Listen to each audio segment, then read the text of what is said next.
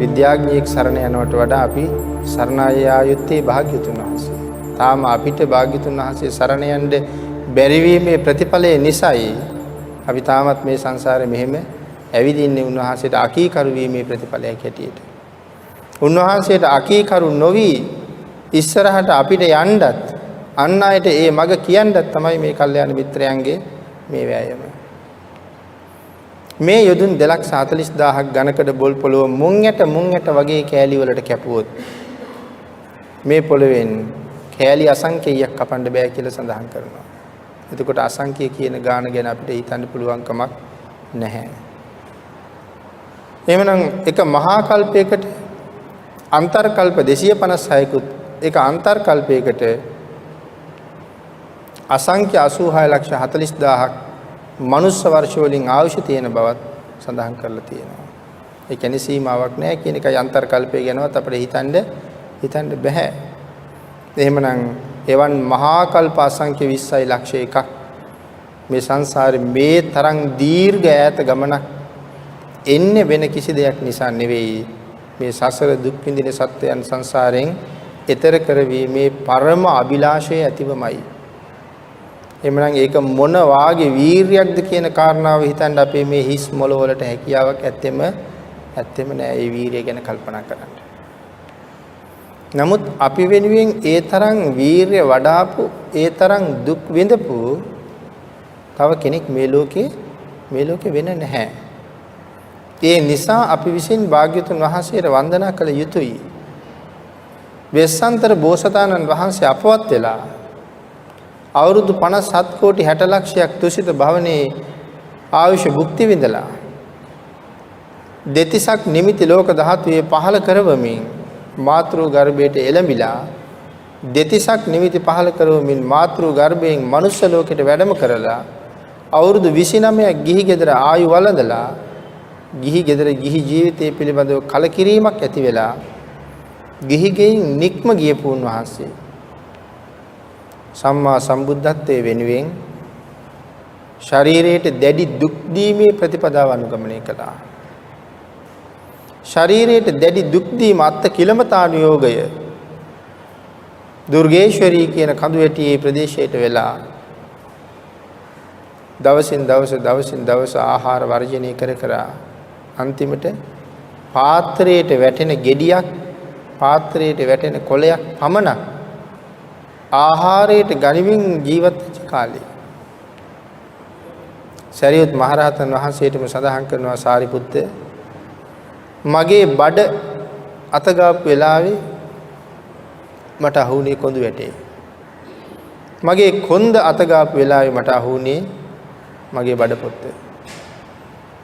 මේ ලෝමගස් මැරිලා අතපය අත ගන්නකොට මුල මැරිච්ච රෝම කූප ගැලවිලා හුළඟ යනවා.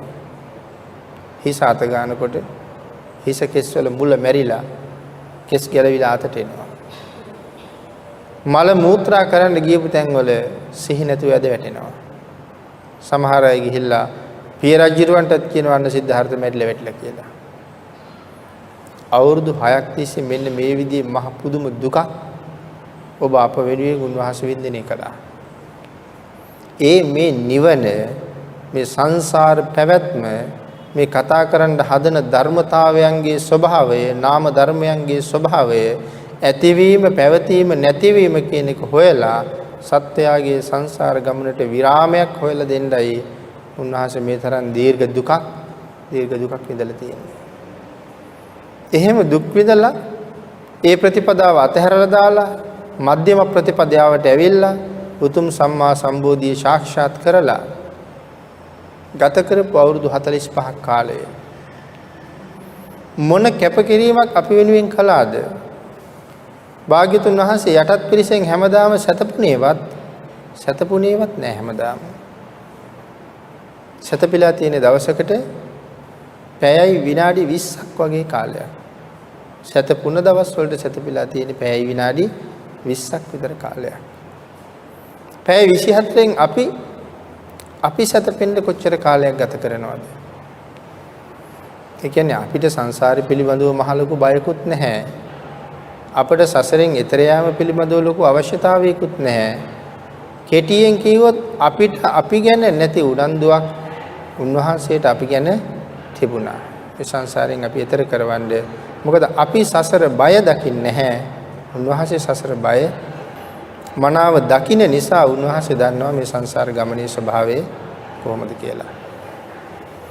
ඒ නිසා සසරින් එතර වෙච්ච සම්මා සම්බුද්ධත්වයේ ලැබපු මහෝත්තමයන්න් වහන්සේ රාත්‍රියේද නිදි වර්ජිතව මේ කැපකිරීම කරන්නේ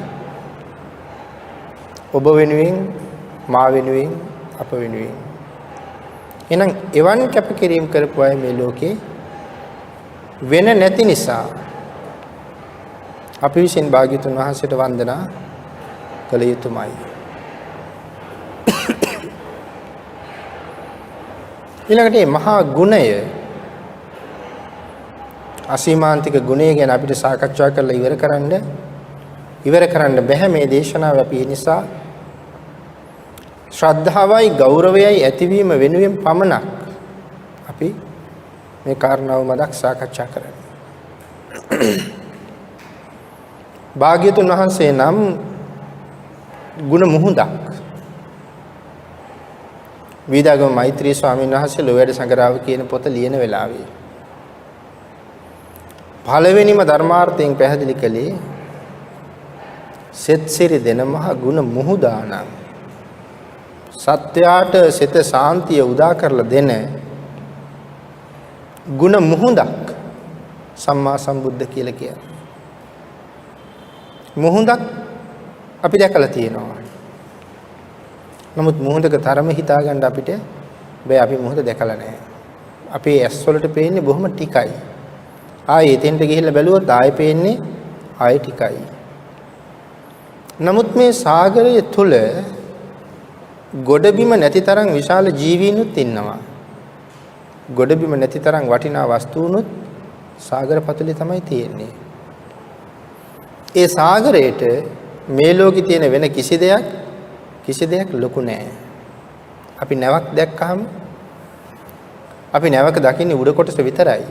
නමුත් නැවක් ගොඩට අරගෙන තියනවා දැක්කොත්, ජලයෙන් සම්පූර්ණයෙන් උඩට අරන් තියනවා දැක්කොත් අපිට හිතෙනවා මේ නැව කොච්චර ලොකුද. සමහර නැව් තියෙනවා කිලෝමීටරයකට වඩා දිගයි. ඉතා විශාලයි. ඒ වගේ දේවල් ප්‍රවාහනය කරන්නේ ගුවන් යාන වගේ දේවල්.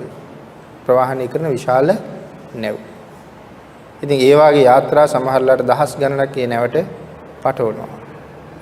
එහෙම විශාල නැවක් සම්පූර්ණ ගොඩ තියෙනවා දැක්කොත් අපිට හිතේ මේක නම් මුහුදට දාපු ගමන් යට යනවා කියලා. නමුත් අපි බැලුවේ නැවේ ලොකු බවනේ. ඊළඟට අපි හිතුවේ නෑනේ මේ යාත්‍රාව දාන්නේ කොයි වගේ මුහුදකටද කියලා. ඒ නැවයි මුහුදයි සංසන්දනය කරලා බැලුවොත් ඒ මහා සාගරයේ ඒ නැව ගිනි පෙට්ටියකටත් වඩා කුඩයි. එහෙනම් ඒ සාගරයේ මහ නැව යට යන්නේ නැහැ කවදාවත්. එතකොට මේ සාගරයට මොනවද කරන්න බැරි කියන කාරණාව. හොඳම උදාහරණය තමයි 2004 ඇති වෙච්ච මේ සුනාමි ව්‍යසනය. වතුර ගොඩට ආවා, ගෙවල් කඩාගෙන ගියා, සාමාන්‍ය දෙයක්. නමුත් මහා ඝන වතුර පාරක හරි අපි යකඩ කූරක් හිටවලා තිබුණොත් සමහරවිට මේ යකඩ කූර නැමෙන එකක් නෑ. ගෙයක් ගලවගෙන යන වතුර පාරක යකඩ කූරක් නැමෙන එකක් නෑ. මොකද ඒක ඊටා පුංචි. අනික ඒක හරි ශක්තිමත් කෝටුවක් වගේ. ඒකට වතුර බදන්නේ නැහැ. ඉතින් අපි කල්පනා කරලා බැලුවොත් යකඩ කූරක් වගේද රේල් පීල්ලක් කියලා. ඒ වුණාට මෙතන ඉන්න අපි හැමෝටම අත්දැකීම් තියෙනවා. ඒ වතුර පාරට රේල් පීල්ල කොහොමද ඇකිලිලා තිබුණේ කියලා. ඇකිලිලා, නැමිලා, දඟර ගහිලා. නමුත් මේ මහා ඝන යකඩ කඳ අඹරවන්න කරකවන්න මේ වතුරත් එක්ක වෙන මොකවත් ආවද? වෙන මොකවත් ආවේ නැහැ. මේ ජල කඳටම තමයි ඒක කරන්න පුළුවන් උනේ. එහෙනම් කවදාවත් හිතුවේ නැහැ මේ වගේ රේල් පීල්ලක් අඹරන්න වතුරට පුළුවන් වෙයි කියලා. එහෙමනම් මේ උදාහරණයෙන් අපිට පැහැදිලි වෙනවා මුහුදට මොනවද කරන්න බැරි කියලා. එහෙනම් භාග්‍යතුන් වහන්සේගේ ගුණ මහා මුහුද.